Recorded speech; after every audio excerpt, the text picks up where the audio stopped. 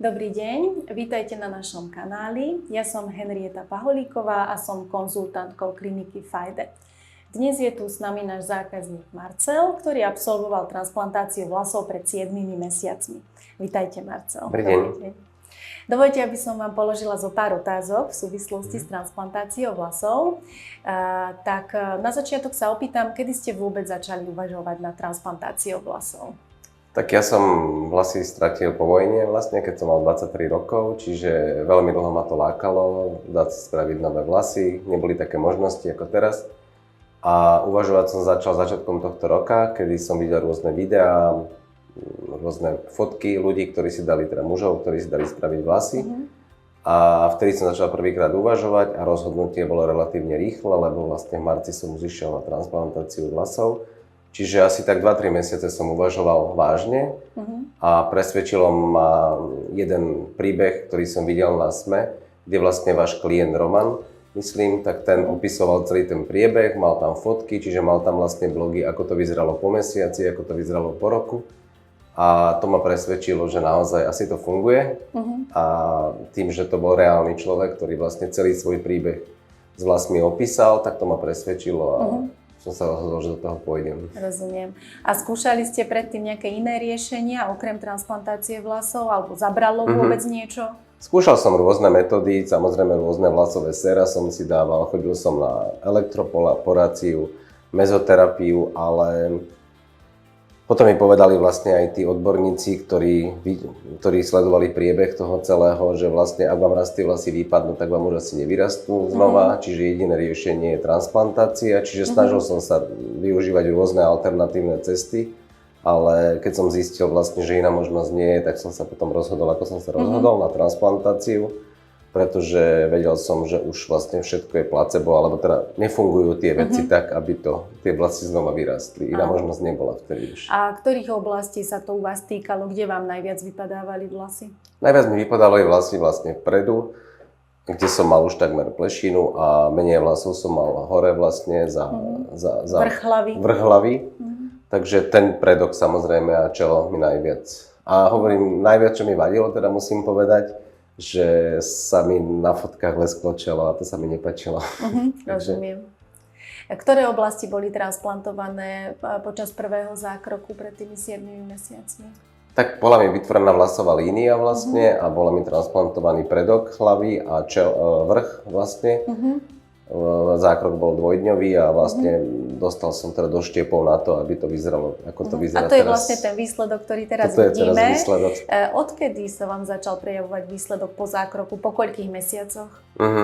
Tým, že som mal naštudovaný priebeh, naštudované blogy toho pána, čiže som vedel po koľkých mesiacoch asi čo nastane a naozaj to bolo tak, že vlastne reálne tie vlasy začali mi rásť po 2-3 mesiacoch, tak viac. Tento výsledok, ktorý vidíte, je síce po 7 mesiacoch, ale už vlastne takéto podobné vlasy mám po 5 mesiacoch. Takže už vlastne to bol wow efekt po 5 mesiacoch. Ale tie 2-3 mesiace sú také, že už som začal sledovať. Samozrejme vôbec som nebol vykolajný z toho, že mi vlasy vypadli po tom mesiaci, myslím, alebo tak, pretože som vedel, čo ma čaká. A naozaj to bolo presne tak, ako to popisoval ten pán a ako mi vlastne bolo na klinike povedané, že to tak bude. Áno. A v dnešný deň budeme pokračovať v zákroku, čiže vlastne ste prišli dnes na druhú etapu, do ktorej oblasti pôjdu vlasy. Tak ja som sa rozhodol, že už to dám do dokonalosti, že vlastne dám si dorobiť ešte vlasový vír, kde vlastne tuto na vrchu mám ešte menej vlasov. Nemám tam plešinu, ale mám tam menej vlasov. A tým, že už som tak nastavený, že vlastne chcem to mať dokonalé, tak som sa rozhodol, že vlastne si dám dorobiť vlasový vír, kde je teda podstatne menej štiepov, aj menšia plocha, ale nech už to mám tip-top. Áno. A vy ste mi rozprávali, že máte takú skúsenosť s kaderníkmi, tak ako to teda je? Viete čo, mám takú, a nielen teraz s kaderníkmi, aj s ľuďmi z môjho okolia, ktorí ma nevideli 7-8 mesiacov, teda skôr ako som si dal vlasy transplantovať, tak jednak povedali, že som omladol o 10-15 rokov. Ale to poteší vždy, ale od kaderníkov mám také, že vlastne samozrejme sa ma pýtali, kde som si to dal robiť a tak ďalej, pretože veľmi veľa ich klientov si dáva robiť vlasy v Turecku a boli naozaj prekvapení, že vlastne nemám žiadne jazvy vzadu alebo žiadne znaky po tom, že mi brali štepy z darcovskej zóny vlastne. tak oni mi vlastne sami povedali, že naozaj ten rozdiel je obrovský v tom, že vlastne veľa ich klientov z Turecka má vzadu stopy po tom, že im robili, že im vlastne brali tie vlasové štepy. Takže je to tak, no, že samozrejme nemal by človek pozerať len na cenu, ale aj na kvalitu zákroku, pretože naozaj je tam síce možno rozdiel v cene, ale tá kvalita je diametrálne odlišná. Odporúčili by ste kliniku Fajde aj iným zákazníkom? Tak odporúčil by som, pretože vidíte ten výsledok, že naozaj som maximálne spokojný a ľudia naozaj, ktorí ma predtým poznali a teraz, tak hovoria, že wow, proste, že naozaj tie vlasy sú mega. Ale odporúčil by som z toho titulu, že naozaj od začiatku bola tá komunikácia na profesionálnej úrovni, bolo dodržané, čo sme sa dohodli, a nie len písomne, ale aj ústne. Celý zákrok prebiehal v podstate tak, ako som si to predstavoval, ako som to aj čítal a vedel, som bol na to nastavený. A páčilo sa mi, že aj tá starostlivosť vlastne, že sa pýtali, ako prebieha hojenie, či niečo nepotrebujem, proste po mesiaci pošlite fotku, veď pozrieme, či to je všetko v poriadku. Takže bol som spokojný a určite by som kliniku Fajde odporúčil, hlavne v dobe, kedy na vás vyskakujú neustále kliniky z Turecka, z Maďarska, odkiaľkoľvek.